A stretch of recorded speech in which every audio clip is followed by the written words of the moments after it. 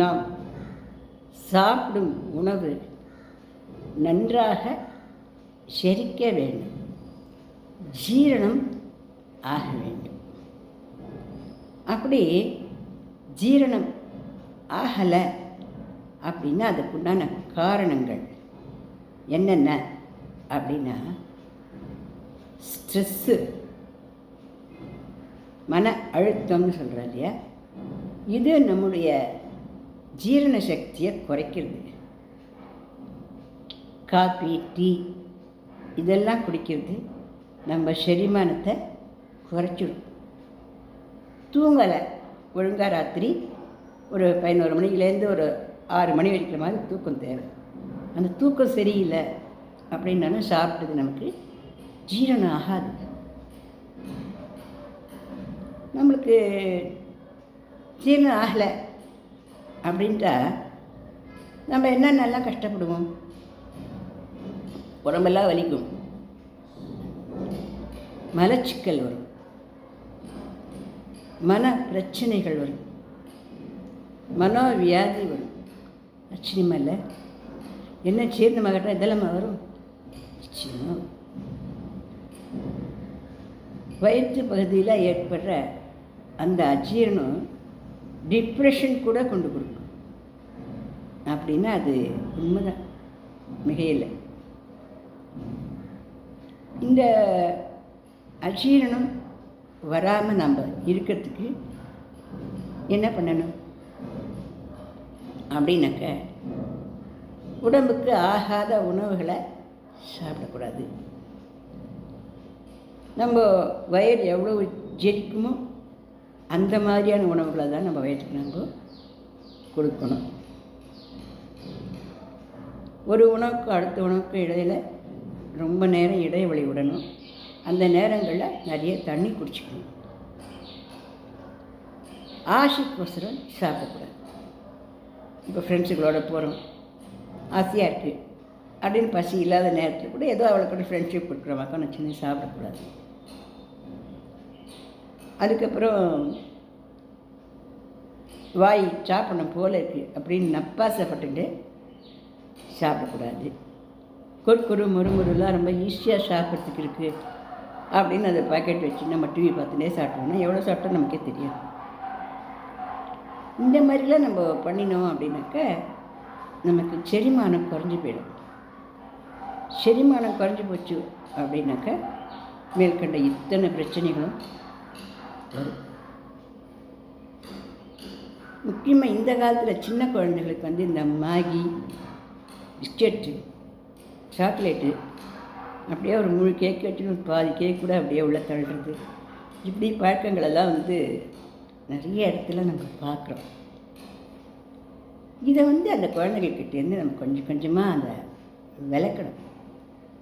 சாதாரணமாக ஒரு ஃப்ரெண்ட்ஷிப்பாக குழந்தைகளை பக்கத்தில் பார்த்து வச்சுட்டு இந்த உணவுகள் உடம்புக்கு இந்த மாதிரி சக்தியை கொடுக்கறது, இந்த மாதிரி உணவுகள் நமக்கு சக்தி கொடுக்கறதுக்கு வேலை வெறும் கொழுப்பை கொடுக்கறது, அந்த கொழுப்பும் கெட்ட கொழுப்பாக சமயத்தில் இந்த மாதிரி பிரச்சனையெல்லாம் வருது அப்படின்னு குழந்தைகளுக்கு நம்ம அழகாக ஒரு கதை மாதிரியாக எடுத்து சொல்லணும். வயிறு அழும் அப்படின்னு சின்ன குழந்தைகள் சொல்லலாம். இப்போ 15 வயசுக்கு வயிறு அழுனா வயிறு அழாது, வாய் அழாது, நான் தான் அழுவேன்னு சொல்லிட்டு போயிடுவான். அந்த மாதிரி குழந்தைகளுக்குன்னா கதை மாதிரி சொல்லலாம். பெரிய வளர்ந்த பசங்களானாக்க வளர்ந்த குழந்தைகளுக்கு ரொம்ப சமத்தாக இருக்கா, எது உடம்புக்காகமோ அதை சாப்பிட்றா, தன்னோட உடம்பை நல்லா பார்த்துக்கிறா. இருந்தாலும் இதுக்கு இடைப்பட்ட இந்த 10, 12 இந்த மாதிரி குழந்தைகள் தான் எதை எடுத்தாலும் சாப்பிடணும்னு ஆசைப்பட்டு சாப்பிட்டுட்றா. இது என்ன ஆகுது அப்படின்னாக்க, குட்டி குட்டி பசங்களாக இருக்கிற 10, 12 வயசு குழந்தைகளே பெரிய பெரிய மாமாக்கள், மாமிக்கள் மாதிரி ரொம்ப பெருமனாக போயிடுறது, ரொம்ப உயரமாக வளர்ந்து போகிறது. இப்படி வளர்ந்து போகிறது வழியே அதுக்கு அதுகளுக்கு என்ன தெரியும் இல்லையா? ஆனால் இப்படி புதன்னு வளர்ந்து விட்டுனாக்கா அந்த குழந்தைகளுக்கு பலவிதமான இன்னல்களுக்கு ஆளாகிறது.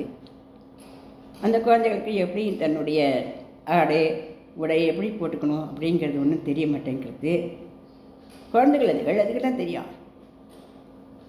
ஆண் குழந்தைகளாக இருந்தாக்கா அது ஃபேட்டாக இருக்குது, கொஞ்சம் குண்டு பையனாட்டம் அசிங்கமாக விளையாட ஓட ஆட மற்ற குழந்தைகளோட சேர ஒரு மாதிரி கூச்சப்பட்டு ஐயோ நம்ம இப்படி இருக்குமேன்னு கவலைப்படுறது. இதெல்லாம் இல்லாமல் இருக்கிறதுக்கு நம்ம குழந்தைகளுக்கு நம்ம 8 வயசு 10 வயசுலேருந்தே இந்த சாப்பிட்ற பழக்கத்தை சரியான படிக்க கொண்டு வரணும். அவளுக்கிட்ட கொண்டு வந்தால் போடுறது, நாம்பளும் அந்த மாதிரி சாப்பிடணும். நாம் பாட்டுக்க நம்மளுக்கு பிடிச்சதெல்லாம் சாப்பிட்டுட்டு நிறைய தான் காசு சம்பாதிக்கிறோம். என்ன பண்ண போகிறோம்? இந்த ஒரு ஜான் வயத்துக்கு தானே, ஒரு ஜான் வயத்துக்கு சாப்பிட்லாம், அதுக்கு தான் சம்பாதிக்கிறோம். ஜான் வயது நல்லபடியாக இருக்குமே. அந்த ஜான் வயத்துக்கு இந்த மாதிரி அஜீர்ணெல்லாம் வந்து எதாவது டிப்ரெஷன் பிடிச்சின்னு போயிட்டோம்னா என்ன பண்ணுறது? மலச்சிக்கல் பிடிச்சின்னு கஷ்டப்பட்டோம்னா என்ன பண்ணுறது? மனவியாதி வந்துருக்குன்னா என்ன பண்ணுறது? உடம்பு நோய் நொடிகள் முடக்குவாதம் வந்துட்டு என்ன செய்யுது?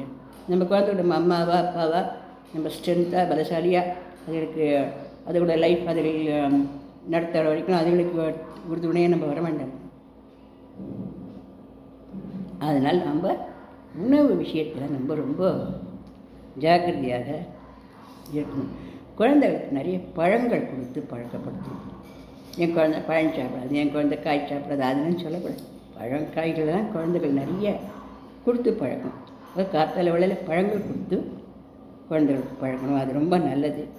சின்ன குழந்தைகளாக இருந்தால் பருப்பு, நெய், காய்கறிகள் இதெல்லாம் நிறைய இந்த குழந்தைகளுக்கு கொடுக்கணும்.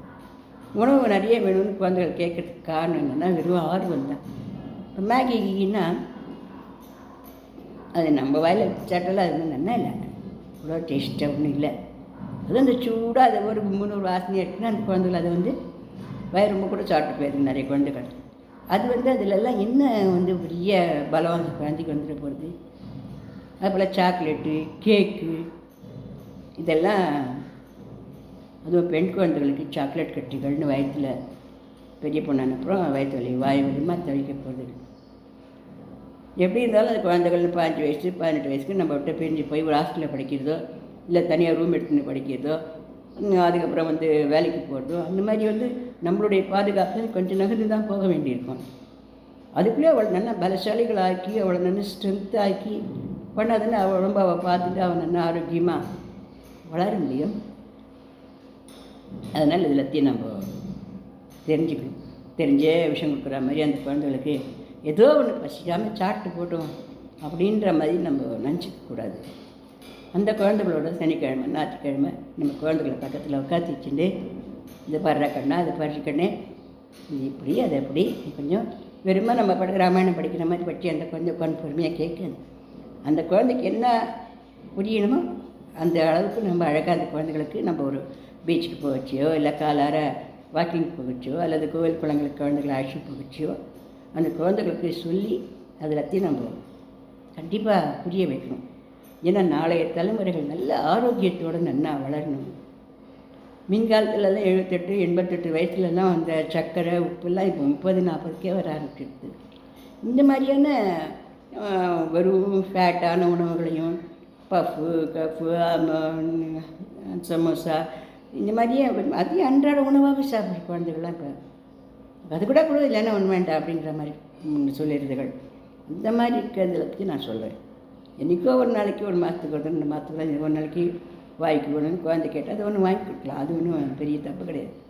ஆனால் அன்றாடம் குழந்தைகளுக்கு நல்ல உணவுகளை வீட்டில் சமைச்சு போடுற உணவுகளை அதுகளுக்கு குழந்தைகளுக்கு கொடுக்கணும்.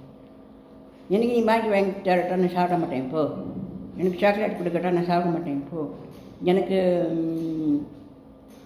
கேக் வாங்கி தரட்டா எனக்கு ஒரு உண்மையே வேண்டாம், பசியோட கிடக்கிறப்போனா இரு, பசியோடு இரு அப்படி நம்ம பல்ல கடிச்சுட்டு மனசு லேசாக கல்லாக்கிண்டு ஒரு வேளை 2 வேளை நம்ம பார்க்கணும். அச்சோ அதுக்குள்ளே என் குழந்தைக்கு தான் ஆகிடுச்சு, நான் ஒன்றும் ஆகிடாது. அப்புறம் அதை சொல்லி புரிய வைக்கணும். சட்டான்னு எல்லாத்தையும் நிறுத்திட்டு இருந்தால் பசஞ்சோறு தின்னு அந்த குழந்தையும் தின்னார். கொஞ்சம் கொஞ்சமாக அதுக்கிட்டேருந்து அந்த பழக்கத்தை அவளே வந்து அந்த பழக்கத்தை வந்து விடணும். அவளே மேகி வேணுமா அது வாரத்துக்கு வரணும், இன்றைக்கி ஒரு நாளைக்கு எதனா பஃப் வேணுமா ஏதாவது ஒன்று வேணும், ஏதாவது ஒன்று வேணுமா அது என்றைக்காவது ஒரு 15 நாளைக்கு 20 நாளைக்கு ஒரு நாளைக்கு ஒரே ஒரு நாளைக்கு ஆசை. அந்த மாதிரி அந்த குழந்தைகளுக்கு நம்ம பழக்கம் பண்ணிவிட்டு தான் இப்போல்லாம் குழந்தைகள் வந்து நல்லா படித்து காலேஜுகளுக்கெல்லாம் போய் ஆரம்பித்த உடனே வேலைக்கு போகிறது இல்லை தனியாக ஹாஸ்டல் தங்கி படிக்கிறது இப்படிலாம் இருக்கிறச்ச நம்ம அந்த குழந்தைகளுக்கு ஒரு ரசஞ்சாதம் பண்ணி சாப்பிட, ஒரு காய்கறிகள் பழங்கள்லாம் கட் பண்ணி சாப்பிட, ஒரு காய்கறி சூப் வச்சு சாப்பிட, இந்த மாதிரிலாம் அந்த குழந்தைகளுக்கு நம்ம நல்லா பழக்கி விடணும். இந்த பழக்கங்களும் இந்த உணவு முறைகளும் நம்ம குழந்தைகளுக்கு கொடுக்குற ஒரு பெரிய பொக்கிஷம், ஒரு ஆஸ்தி இது. இதை பற்றி யோசனை பண்ணி பார்க்கலாம்னா இந்த பதிவை பிடிச்சிருந்ததுனா லைக் பண்ணுங்க, ஷேர் பண்ணுங்கள், சப்ஸ்கிரைப் கொடுங்க.